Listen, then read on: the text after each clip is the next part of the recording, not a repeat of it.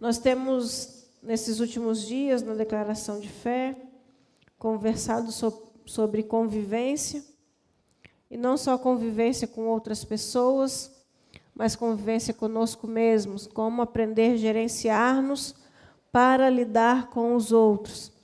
Então, hoje, nós vamos conversar um pouco sobre aprender com as estações. Vamos usar o exemplo das estações do ano para fazer um paralelo com a nossa própria vida e tirar lições de Deus para que a gente tome condutas assertivas e colha no final aquilo que nós desejamos colher. Amém? Então, pode passar aí para mim, Juliano, que meu celular talvez descarregue aqui. Então, aprendendo com as estações do ano.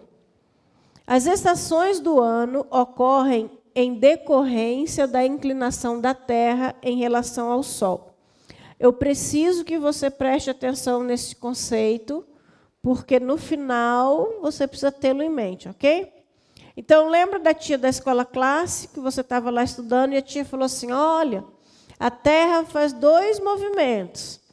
Um movimento é chamado de movimento de rotação. É quando a Terra gira em torno de si mesma. Leva, em média, 24 horas, e isso marca dia e noite. Aí a tia falou assim, a Terra também faz um movimento chamado de translação.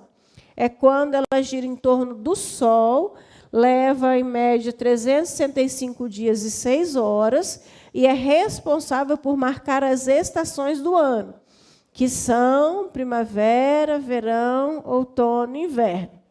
Então, no verão, nós temos dias mais quentes e mais longos.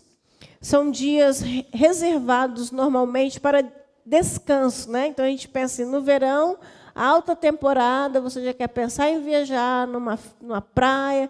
Então, é um tempo de descanso, de refazimento de forças, e também é um tempo de dias maiores. Então, é como se o seu tempo rendesse mais. É um período que você tem mais largueza.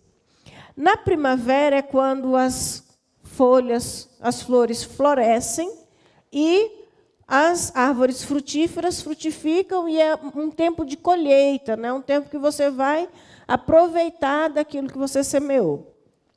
O outono é um tempo de transição. É quando a natureza diz assim, olha, a coisa vai mudar.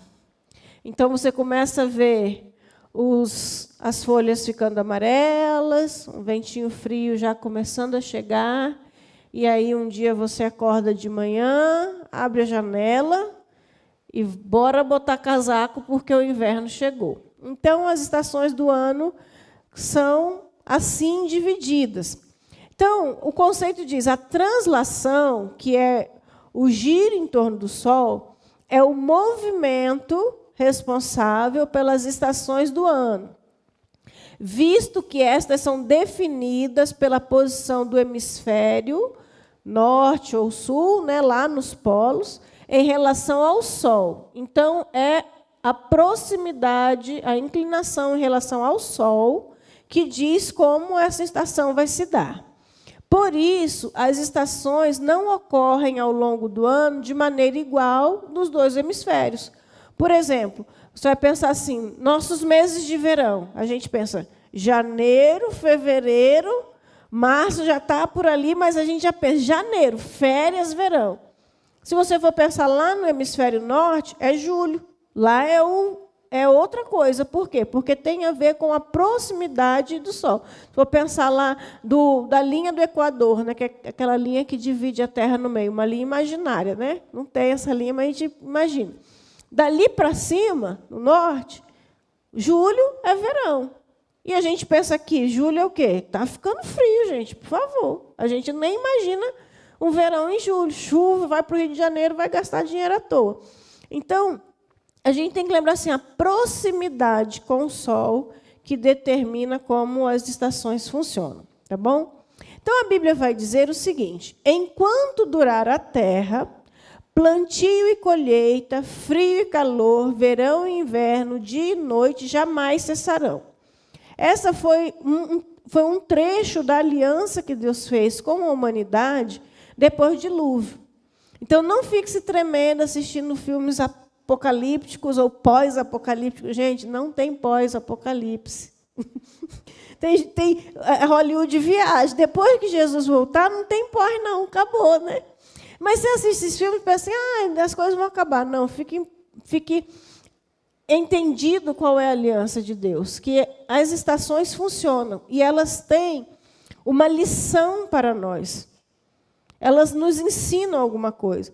E as estações, elas não se aplicam só à natureza, mas elas se aplicam a nós também como parte da natureza, mas nós somos de um tipo de natureza, a gente é da reserva especial de Deus, né? Então, nós não somos como o cachorro, o periquito. Embora nós sejamos matéria orgânica, mas nós somos feitos à imagem e semelhança de Deus, né?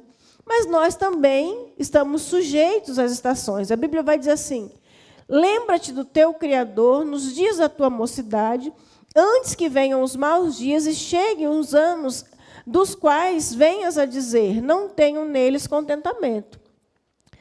Então, vocês bem podem perceber, quem está aqui em casa, que eu sou uma pessoa bem jovem, né? E eu falo assim, meu Deus, um dia desse, minha mãe estava me levando no primeiro dia na escola.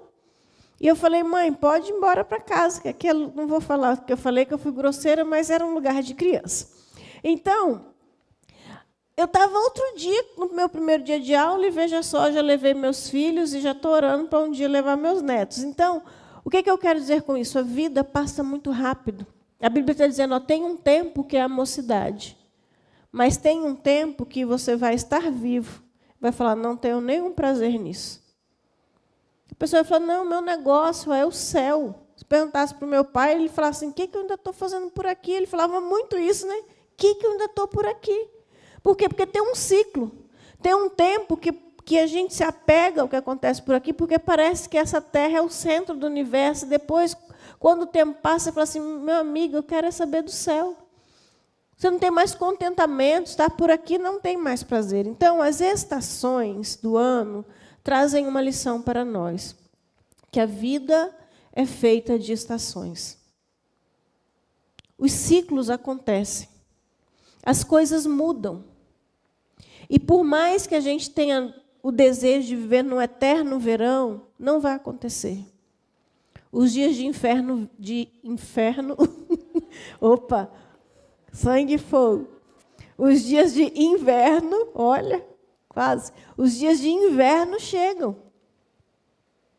E quanto mais tranquilamente e prudentemente nós gerenciarmos essa informação, melhor nós lidaremos com as circunstâncias que as estações trazem à nossa vida. Cada uma com sua característica, cada estação com sua peculiaridade traz algo à nossa vida. E se nós formos pessoas distraídas, a gente não aproveita aquilo que as estações têm a nos oferecer. E nos equivocamos, e o tempo passa, e a gente não se apercebe do que poderia ter sido construído, realizado, para a glória do nome de Jesus e também para que nós vivamos uma vida abundante. Então, número 1, considerar as estações evita sofrimento desnecessário. Tem uma frase que os jovens falam bastante, né? Fulano é muito sem noção. Não é? Já ouviu? Sem noção? Às vezes, a gente é sem noção de que o tempo passa, de que tem um contexto. E a gente não pode viver uma vida sem noção, sem enxergar as realidades, sem avaliar nada que está ao nosso redor, sem verificar as nossas hipóteses, as nossas variáveis, sem colocar a mão no pulso, sabe, para ver, estou vivo ou estou morto. A gente tem que parar e refletir sobre as nossas circunstâncias. E a gente não pode viver na base daquela filosofia do mundo, deixa a vida me levar. Não dá para fazer assim. Então, as estações vão evitar, se você parar para pensar, sofrimento desnecessário. Então, a Bíblia diz, o prudente vê o mal e esconde-se, mas os simples passam adiante e sofrem a pena.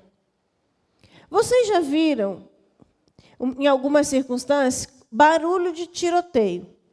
Se você for uma pessoa prudente, para onde que você vai? O barulho está no norte. Opa, no norte. Para onde você vai? Para o sul.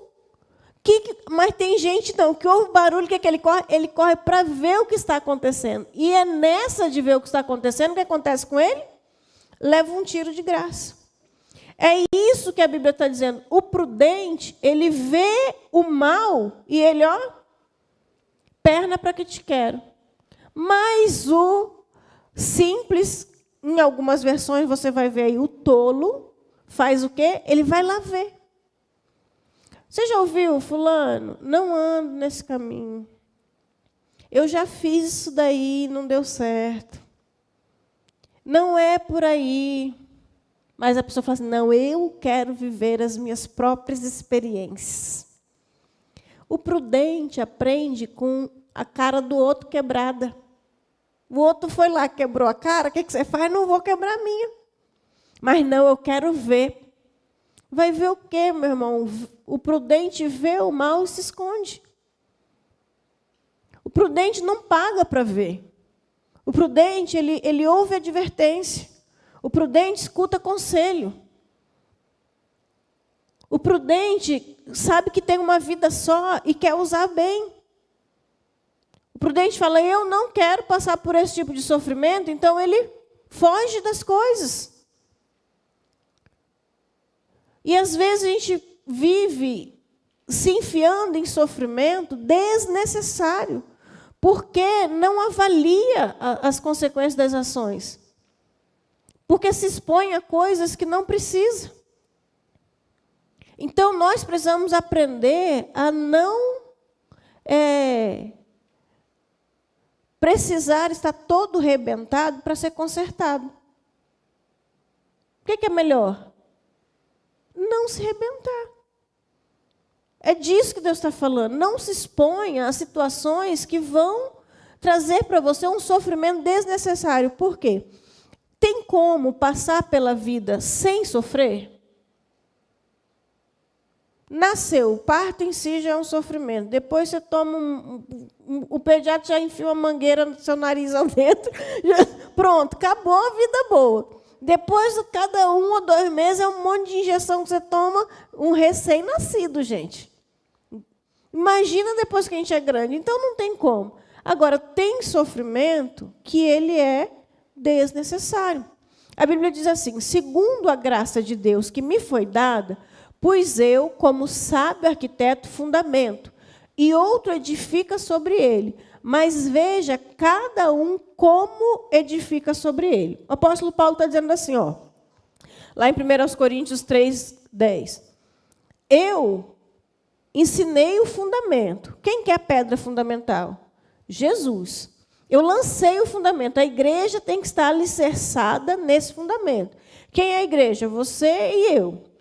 É nesse fundamento. Não tem novidade por aí. Jesus é a pedra angular. Aí Paulo vai dizer assim, mas cada um veja como edifica sobre esse fundamento. Como que eu construo a minha vida sobre Jesus? Jesus é o meu alicerce. Como que eu vou construir? Tem muitas maneiras distintas de você realizar uma construção. Aí Paulo vai dizer que lá no último dia, as nossas obras serão passadas pelo fogo, e alguns construíram com palha, com madeira, outra com pedra preciosa, outra com ouro, e todas as coisas serão provadas pelo fogo. Aí, depois que o fogo passa na palha, gente, sobra o quê? Passa na madeira, sobra o quê? Na pedra preciosa, segura a pressão. Nos metais, segura a pressão. No ouro, segura a pressão. Mas cada um tem que ver. Aí, Paulo, minha paráfrase, tá? Estou parafraseando. Paulo diz assim, tem gente que vai chegar no céu fedendo a fumaça do inferno. Ele diz que é como que pelo fogo, né, gente?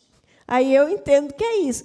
Tem gente que vai chegar lá só uma lona, do arvarinho uma lona preta, porque não se preparou, não mediu como edifica sobre o alicerce.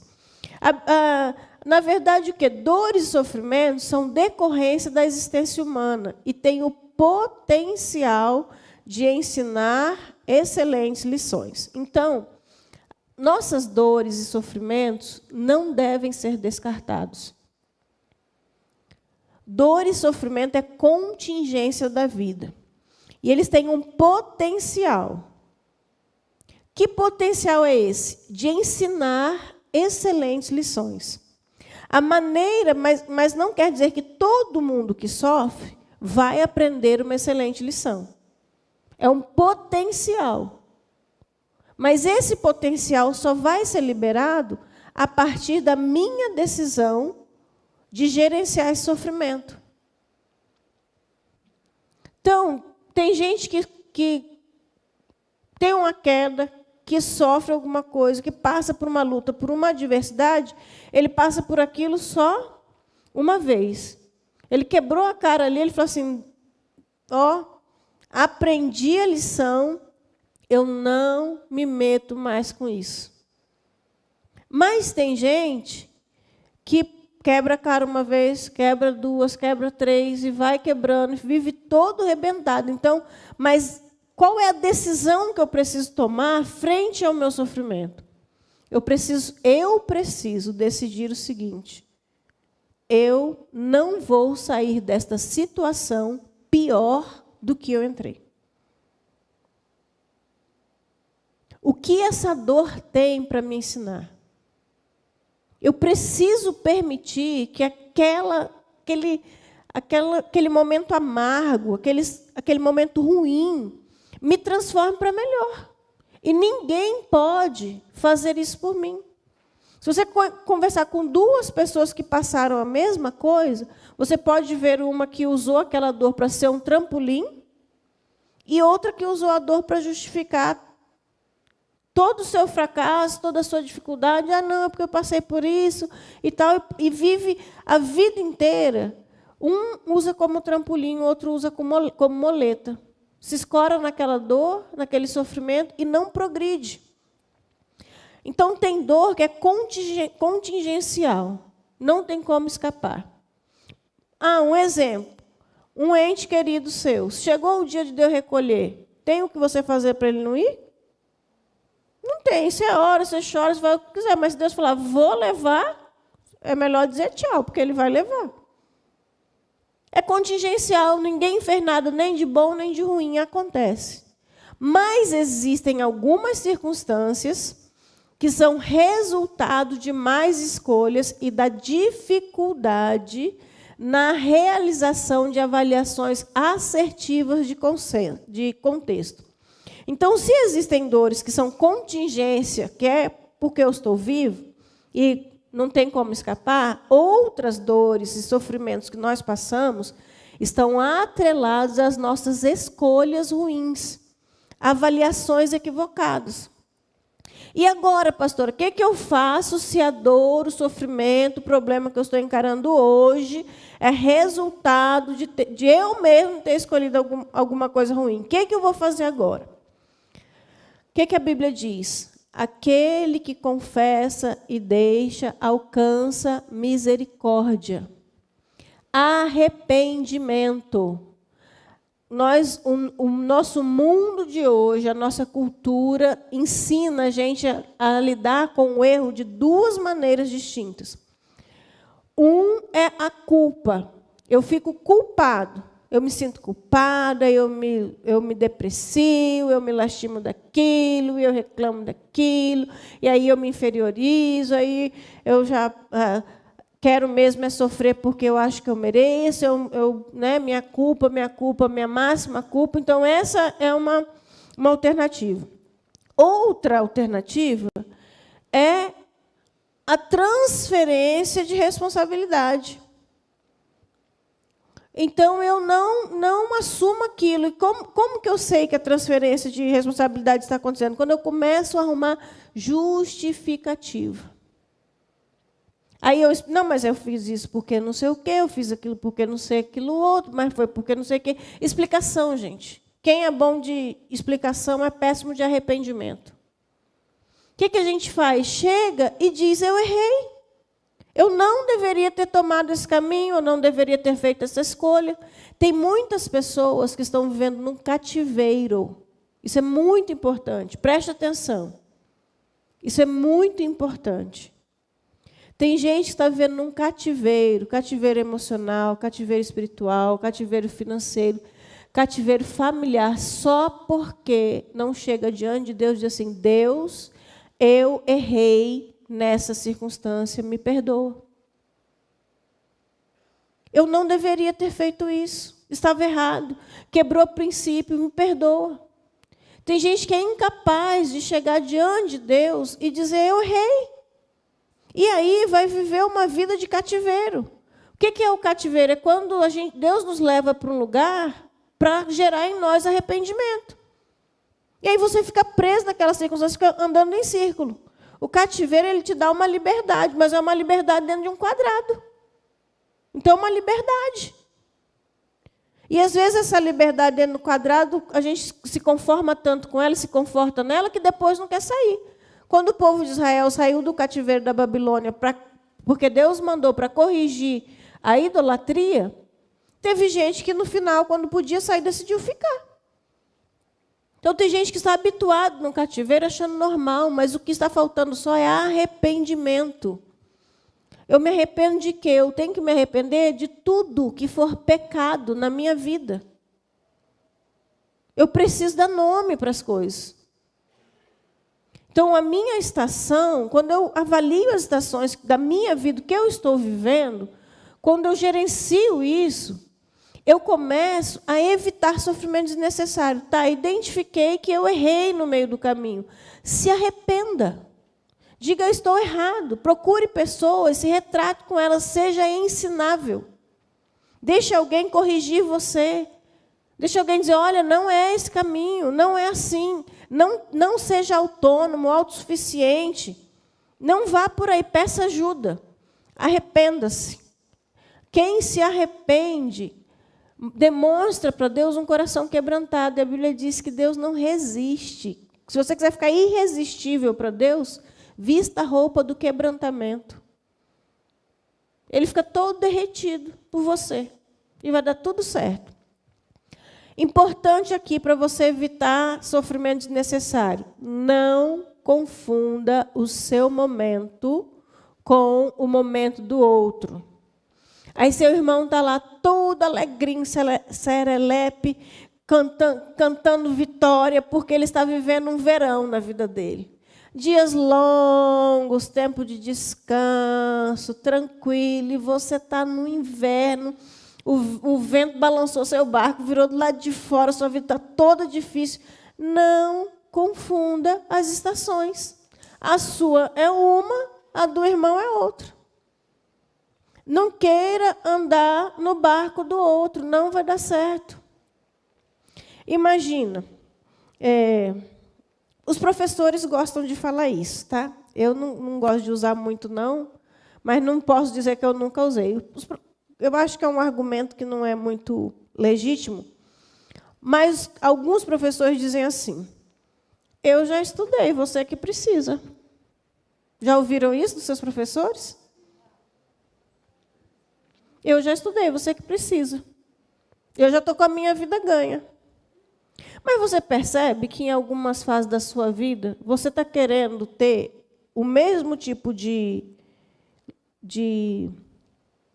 o mesmo estilo de vida de alguém que já conquistou aquilo que você ainda nem começou a conquistar? Então, eu vou explicar para vocês de uma outra maneira. Já contei essa história, vou contar de novo. Quando nós chegamos aqui na igreja tinha um grupo de bordado, de tapeçaria. E eu amo o trabalho manual. Me relaxo, fico de boa, paro de jogar o pau de macarrão, todo mundo, fico bem. Aí eu pensei, vou para esse grupo de trabalho manual. A irmã Sirlene deve estar assistindo, dirigia, grupo maravilhoso. Eu aprendia muito com elas e aprendi a tapeçaria. É uma arte linda, ela ensinava, ótima professora. E aí eu fui observando o perfil das amigas que bordavam lá. Uma aposentada da Secretaria de Educação, outra aposentada da Secretaria de Saúde, outra aposentada da Secretaria de Educação e da Saúde, outra aposentada de um monte de coisa. E eu falei, acho que eu tenho que jogar o jogo de 7 erros. O que está errado aqui? Pensei comigo e falei, bom, todas elas têm todo o direito de estarem sentadas aqui um dia à tarde bordando. Por quê? Porque já lutaram, já criaram seus filhos, já trabalharam muito, já estão com a vida estabilizada.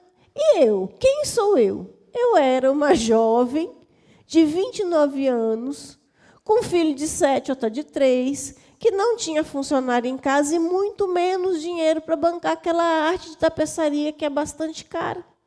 Aí o que eu falei? Sabe aquela musiquinha? Pega o seu banquinho e saia de fininho. Meu irmão, tem gente que pode até dormir até meio-dia, mas quem é? Quem está aposentado. E o Nicolas? Mas vê se o Nicolas quer. Não quer.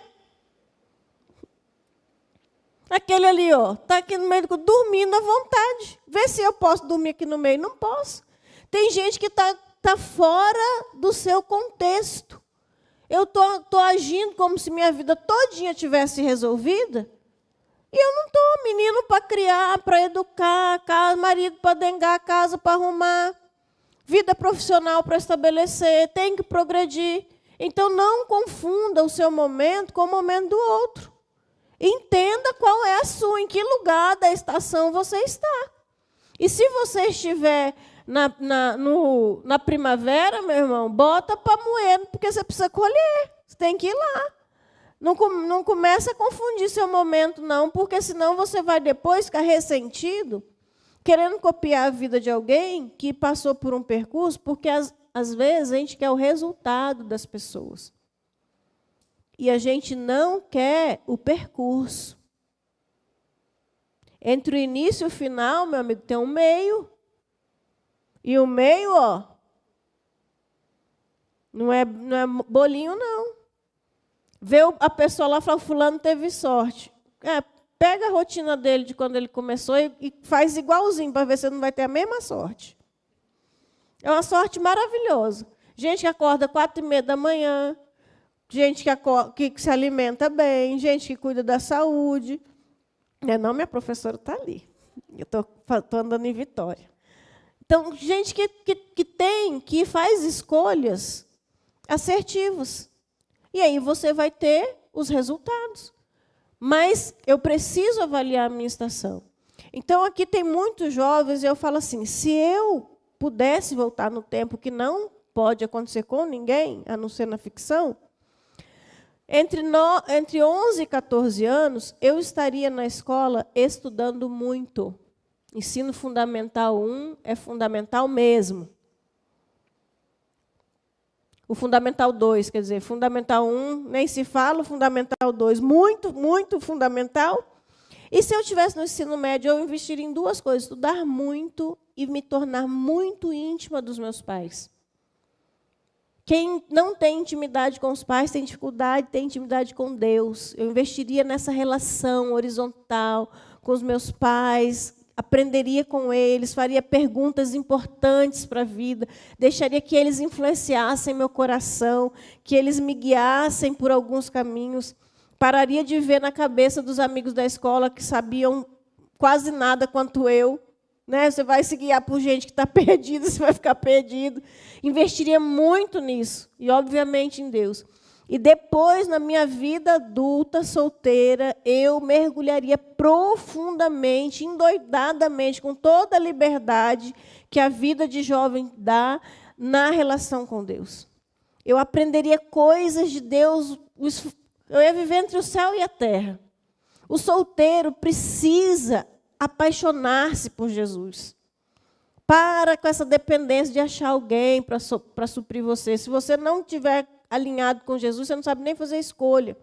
Então, eu investiria mais nisso. E se eu começasse minha família de novo, só não trocaria o marido e os filhos, mas eu mesma trocaria um monte de coisa em mim. Muita coisa eu refaria. Investiria mais tempo semeando, valorizando o privilégio de ter a minha casa. Não gaste tempo. Não gaste tempo procurando um sofrimento desnecessário. Evite isso. Olhe para o lugar certo. Faça boas escolhas. Não aprenda com os próprios erros, só aprenda com os dos outros. Mas se você errou, faça desse erro uma escola. Não seja menino de ficar tentando jogar a culpa em alguém e nem chegar na metade do caminho. Vá para o arrependimento profundo, onde há quebra de princípios, quebra de valores da palavra, isso tem que ser corrigido. Segundo, considerar as estações promove o bom aproveitamento das oportunidades. Eu gosto dessa história aqui de Davi. Porém, Saul disse a Davi: contra este filisteu, não poderás ir para pelejar com ele, pois tu ainda és moço, e ele, homem de guerra desde a mocidade. Então disse Davi a Saul: teu servo apacentava as ovelhas de seu pai, e quando vinha um leão e um urso e tomava uma ovelha do rebanho, eu saía após ele e o feria e livrava-a de sua boca. E quando se levantava contra mim, lançava-lhe mão da barba e feria e o matava. Assim feriu o teu servo o leão como o urso. Assim será este incircunciso filisteu como um deles, porquanto afrontou o exército de Deus vivo. Então, Davi era um jovenzinho, provavelmente um adolescente para a juventude, está lá, filho caçula, apacentando as ovelhas de papai. Papai fala: Davi, vem cá que eu tenho um lugar para mandar você. Vai levar a marmita para os seus irmãos lá na guerra. Davi obedece o pai e vai com a marmita. Chega Davi lá no acampamento e ouve a seguinte história. O rei vai dar a filha dele em casamento e isenção de impostos para quem matar o Golias. Davi ouve a história. Aí ele chega para alguém e fala assim: como é que é mesmo que vai acontecer? O rei vai dar a filha em casamento e a isenção de impostos para quem matar Golias. Gente, aqui no Brasil, a filha, o povo falava: pode ficar com a filha, mas o imposto está valendo. Eu estou de olho nessa liberação de imposto. Davi ouve essa conversa do imposto e fala: o quê? Eu vou atrás dessa história e eu vou querer lutar. Ele se prontifica, e aí está esse texto que o rei fala assim, quando o rei vê o naipe de Davi, fala assim: ô menino, não vai dar para você lutar com Golias, sabe? Porque você é um menino. Golias, ele já é guerreiro desde quando ele era menino. E aí Davi vai e apresenta para Saul o porquê que ele tinha tanta certeza de que ele podia matar o gigante. Porque você concorda comigo? Davi é um jovem, o filho caçula. Está lá, o pai fala assim: vai apacentar. Era a tarefa do caçulinho. Vai apacentar. Numa circunstância como os dias de hoje, dependendo do jovem, primeiro o pai vai ter que conseguir arrancar ele da cama. Concorda comigo? Meio-dia, a pessoa está lá, abrindo o olho, começando a se situar: que dia é hoje, que planeta que eu estou. Então, não dá nem, sabe, assistiu série de madrugada, conversou com os amigos no Instagram, passou a noite em claro. Então, quando dá na hora de produzir, a pessoa está na hora de dormir, está tudo bagunçado. Então, ele está fora do ar. Aí, imagina, o pai vai e consegue arrancar o menino da cama lá para o meio-dia, 1h. Aí ele vai ter que comer um lanche, vai ter que olhar todas as mensagens. 2 horas ele está lá apacentando ovelha. Vamos com uma boa, né? Um bom prognóstico. Foi apacentar a ovelha. Imagina se esse menino está lá apacentando ovelha nos dias de hoje. E você é o pai de Davi, o Davi chega e fala assim: pai, hoje eu estava lá apacentando e veio um leão para tomar uma ovelha e eu fui para cima do leão. Que mãe que quer ouvir uma história dessa? Você fala assim: menino, hora que o leão vier de novo, você foge, você não está está vendo que o leão é mais forte que você. Você poderia ter morrido e você não vai mais por ir, fazer isso daqui, nesse. Não, meu bem, você não manda mais esse menino porque tem um leão lá e eles podem. A gente já infantiliza e já bota no redoma e já nem vai mais porque não tem leão. E se Davi tivesse chegado em casa e dito para o pai dele, pai, olha, hoje 2 ovelhinhas foram embora. Primeiro um leão veio, depois veio um urso. Não era um argumento, gente, é um leão, a gente não está falando de um gato. Se ele dissesse que tinha morrido, você acha que o pai dele ia falar assim, meu filho, da próxima vez que o leão vier, você parte para cima do leão?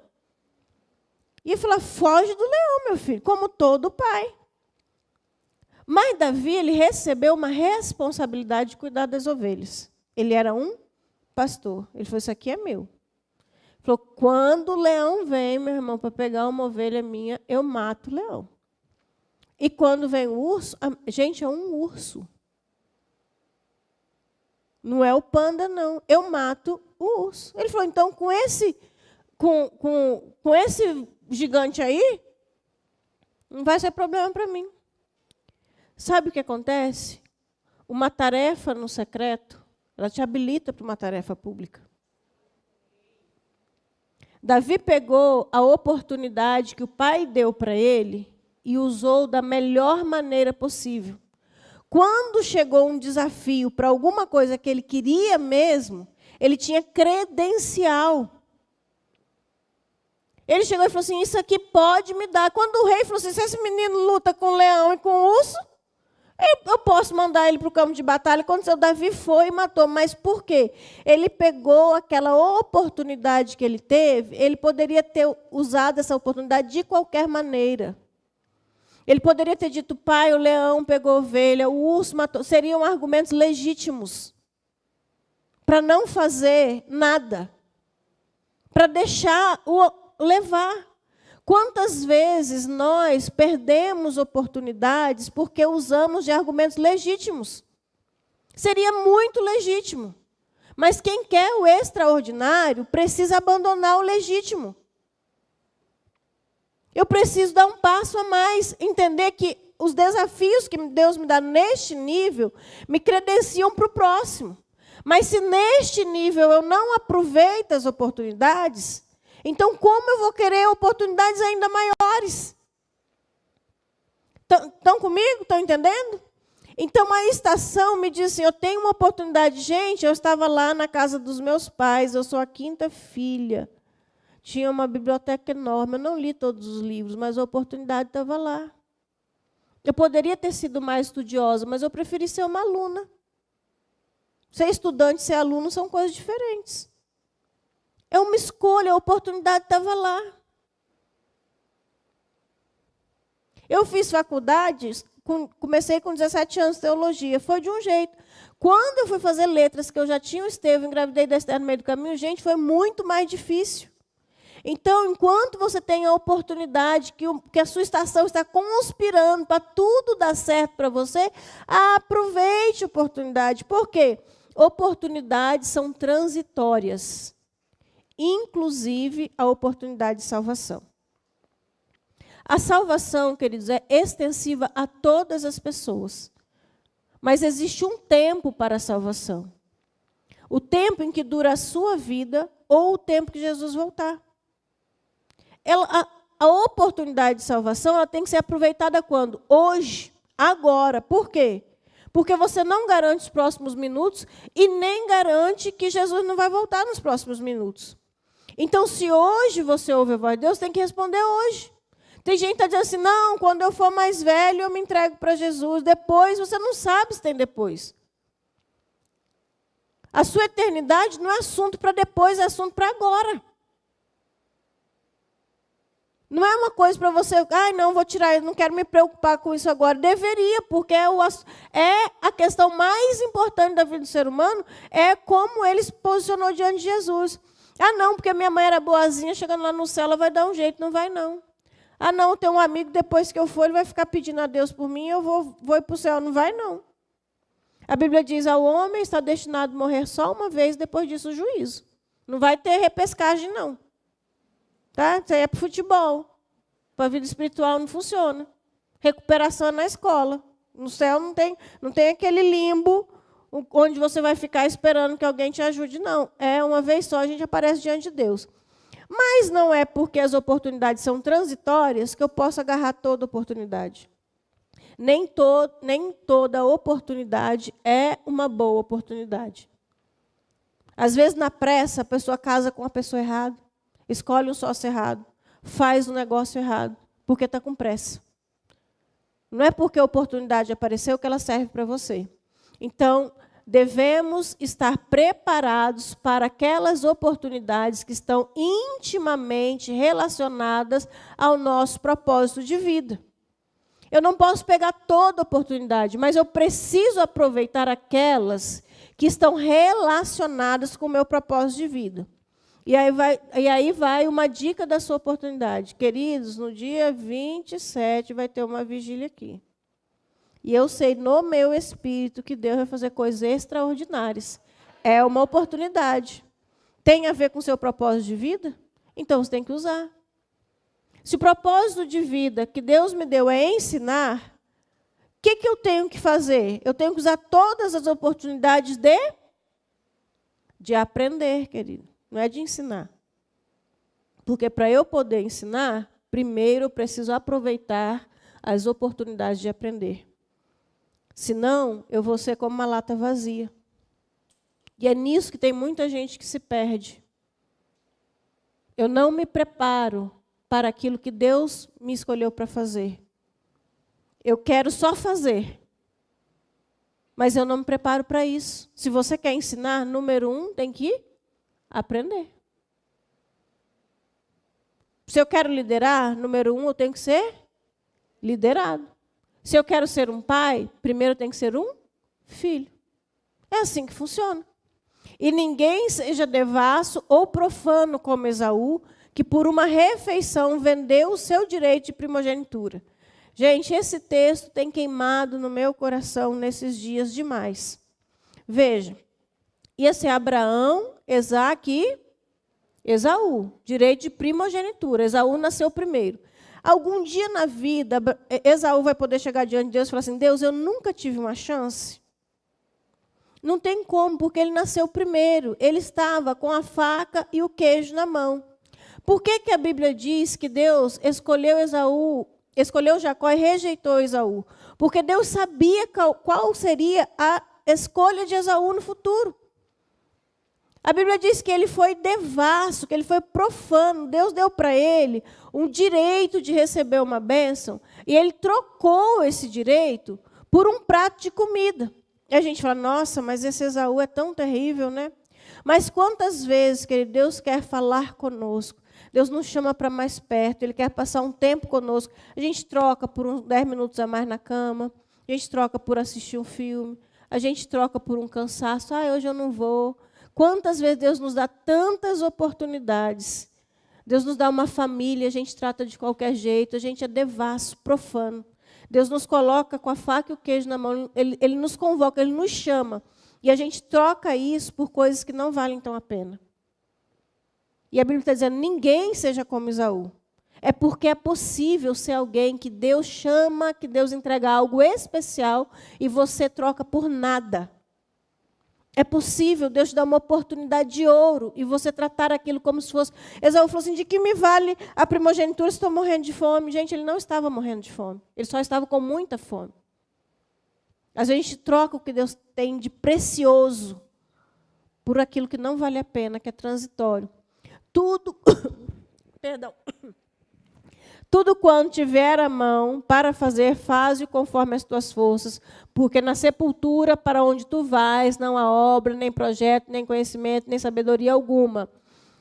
Olhe só, nós só temos um tempo de servir a Deus, enquanto estivermos vivos. Se estiver esperando servir a Deus no céu, lá não tem trabalho. Mas aqui a Bíblia diz, não é lugar de descanso. Eu já assisti tanta gente no leito de enfermidade, falando assim, se Deus me tirar daqui, eu vou servir a Deus. Já vi gente que sai e continua não servindo a Deus como não servia antes. Continua não servindo. Porque viver para Jesus é um desafio tão grande quanto morrer para Jesus. Continua não servindo. Portanto, como diz o Espírito Santo, se hoje ouvirdes a sua voz, não endureçais os vossos corações, como na provocação no dia da tentação no deserto. Tem muitas pessoas aqui que Deus está falando, é hora de assumir um compromisso sério comigo. Chega de brincadeira. Chega de levar as coisas de qualquer jeito. Então, tome cuidado com isso. Tome cuidado com isso. Por último, considerar as estações conduz ao provimento das devidas reservas. Esse texto de Provérbios, ele fala da mulher virtuosa, mas ele serve para nós. Está na Bíblia, tudo está na Bíblia, serve para nós. Diz assim, não receie a neve por seus familiares, pois todos eles vestem agasalhos. Faz cobertas para a sua cama, veste de linho fino e de púrpura. Olhe, nós não podemos ser ingênuos pensando a minha vida vai ser um eterno verão, uma constante primavera e, de vez em quando, um outono. Tem como se iludir assim? Nós não podemos passar pela vida negando que existam invernos. Tempos muito difíceis, tempos de muita pressão, tempos de muita tentação, tempos de muito sofrimento, tempos de muita solidão, tempos de muita frustração. Existem esses tempos na vida. Sim ou não? Então, sabendo que existe o inverno, que a adversidade pode chegar, você precisa decidir o tanto de coberta que você vai ter preparado para esse tempo. Sabendo que as circunstâncias podem virar, você precisa parar e falar assim, eu preciso ter um estoque para a adversidade. A Bíblia diz que nos últimos dias tem gente que vai se escandalizar por causa do aumento do sofrimento. Muitas pessoas ficaram com a fé mais firme no período da pandemia, mas tem gente que se escandalizou, que não aguentou a pressão, porque acha que Deus é Deus de viver provendo um verão contínuo, uma primavera constante, e de vez em quando um inverno, um outono. Mas a Bíblia diz, no mundo tereis aflições. Qual é o tamanho da sua fé para quando a dor chegar? Quando Deus te disser um não redondo, fala, não vou fazer isso que você quer. Eu não vou curar essa pessoa. Eu não vou abrir essa porta para você. Eu não tenho isso para você. Você não vai ter. Qual é o tamanho da sua fé para isso? Quando os reveses chegam. Então, sabendo que o inverno chega, tem que se preparar para ele. É possível, sim, a dor bater na porta, porque a Bíblia diz que os ventos, as chuvas e o transbordar batem na casa do justo como batem na casa do ímpio. É tudo igual. Os resultados da adversidade, que são diferentes na vida daquele que realmente está firmado na palavra do Senhor. Pois qual de vós, querendo edificar uma torre, não se assenta primeiro a fazer as contas dos gastos, para ver se tem com que acabar, para que não aconteça que depois de haver posto os alicerces e não a podendo acabar, todos os que a virem comecem a escarnecer, dizendo, este homem começou a edificar e não pôde acabar. Olha só. A Bíblia diz que nós somos sal da terra e luz do mundo. Você concorda comigo que há dias que a gente passa horas na presença de Deus, é como se fosse um minuto, que aquilo é tão prazeroso, aquilo é tão gostoso, você fica lá e dá tudo certo.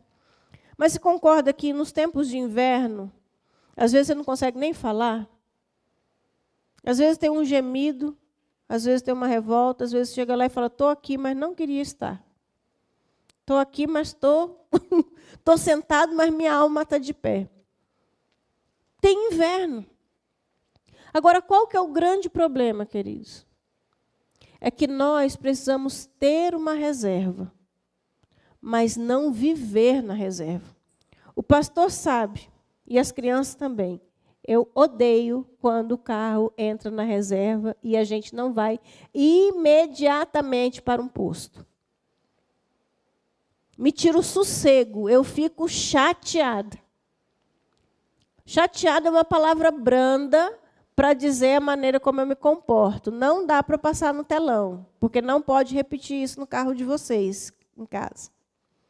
Eu fico muito enraivecida. Não gosto. O carro entrou na reserva, o que eu quero? Direto para o posto. Porque a reserva está me dizendo o quê? Que tenho bastante para eu procurar socorro. Mas não dá para viver assim. Agora, tem pessoas que na vida espiritual adotam a seguinte conduta. Ligou lá o amarelo. Veio a mensagem lá, na reserva.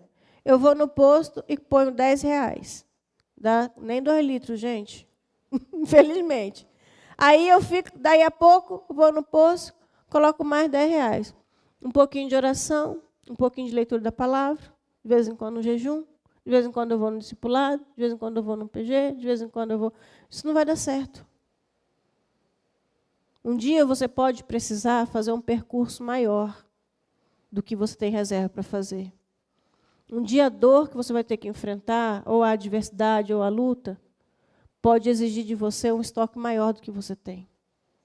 Então, ter uma reserva é essencial. Mas tem cristão que escolheu viver uma vida de mínimo. Uma vida rasa. Uma vida sem nada. Uma vida de manutenção, de colocar um pinguinho de cada vez. Tem gente que acha que vir aqui ao domingo, eu vou lá reabastecer. Gente, é colocar R$10 para passar a semana. Não vai dar. Não vai dar, você precisa ter vida com Deus. No inverno, você usa o que você estocou. É o seu estoque que vai. E se você não tem estoque? Se seus filhos não têm estoque, sua família não tem estoque, se você não tem estoque, se você não tem raiz. Então tem que fazer reserva, mas não pode fazer da reserva um estilo de vida. Vou viver aqui usando a reserva. Não, a Bíblia diz, enchei-vos do Espírito Santo. Você tem que ser cheio. Tem que ser cheio. É o pão nosso de cada dia. Não dá para viver um estilo de vida inconsequente. Eu tenho que tomar decisões para que eu garanta, quando o inverno chegar, eu vou sacar do meu tesouro aquilo que é necessário para eu conseguir usar. Se você fizer o curso EPA, fala de ter reserva, né? Reserva é emergencial. Se eu viver usando a reserva, deixou de ser reserva. Entrou no meu orçamento. Estão entendendo? Depois chegaram também outras virgens, dizendo, Senhor, Senhor, abre-nos a porta. E ele respondendo disse, em verdade vos digo que não vos conheço. Vigiai, pois, porque não sabeis nem o dia e nem a hora em que o Filho do Homem há de vir. Aquelas virgens saíram 10. 5 delas não levaram azeite. Vamos ver no que dá para ver como é que fica. Não tinham reserva. Não existe cristianismo sem Cristo. Tem que ter vida com Deus. Ter uma reserva é sinal de prudência. Viver na reserva é irresponsabilidade. Não dá para fazer disso um estilo de vida. Nós precisamos estar preparados para viver uma vida que manifeste que a nossa construção é uma torre forte. Lembra, a gente começa uma construção e a gente precisa chegar até o final. Imagina que meus filhos me viram quando eram bebês sendo uma mulher de Deus. Aí depois, quando criança, sendo uma mulher de Deus. Quando adolescente, sendo uma mulher de Deus. Quando jovens, uma mulher de Deus. Aí na fase adulta deles, eu decido enfiar o pé na jaca. Não é assim, gente. O mundo se escandaliza por falta de continuidade. As pessoas vão dizer, você não é, mas daí não vivia dizendo que era crente, agora onde que está a vida dele? Olha a situação que está vivendo. A Bíblia diz, quando a gente começa uma construção, a gente tem que calcular os recursos que a gente precisa para ir até o final. E a nossa vida com Cristo não é uma temporada, é para sempre. Então, quando a gente começa a caminhar com Jesus, tem que falar, não, preciso de mais de oração, estou precisando de mais de vida com Deus, precisando de mais de jejum, precisando de mais de louvor. Vá adquirindo mais material para que a sua construção vá até o final. Porque você não pode parar no meio do caminho, não pode por você e não pode pelas pessoas que se inspiram em você. O mundo precisa olhar a nossa luz e nos ver como referencial. As pessoas precisam encontrar Jesus através de nós. Então tenha uma reserva, mas não viva nela. Continue guardando ajuntando aquilo que é preciso, para que você vá de glória em glória, de glória em glória, dia após dia, dia após dia, dia após dia, sendo transformado, sendo mais parecido com Jesus. E quando chegar o grande dia, Deus fala assim: vinde bendito do meu Pai para o gozo que está preparado desde a fundação do mundo. É começar, porque ele diz 7 vezes no Apocalipse: ao que vencer. É de agora até no céu. Não é no meio do caminho. Fique de pé, vamos orar.